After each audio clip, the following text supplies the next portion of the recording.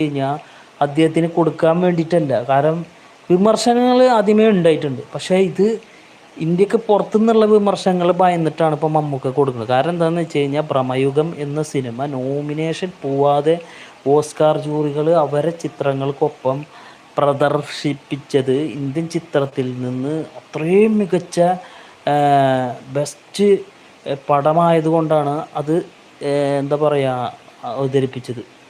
അതിൽ മറ്റേ കേന്ദ്ര കഥാപാത്രം ചെയ്ത മമ്മൂക്കയാണ് അത്രത്തോളം മികച്ച രീതിയിൽ ചെയ്തുകൊണ്ടാണ് ആ പടം അത്രയും അങ്ങനെ ലെവലിലെത്തിയത്.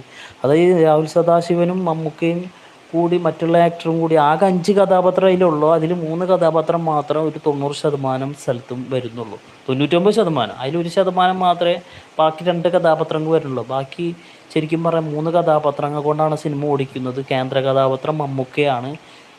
എന്നിട്ട് ആ ലെവല് സിനിമ ഓസ്കാറിൻ്റെ ജൂറികൾ വരെ ഓസ്കാർ പടങ്ങൾക്കൊപ്പം വെച്ചിട്ട് ഇത് ഓസ്കാറിന് അയച്ചില്ല.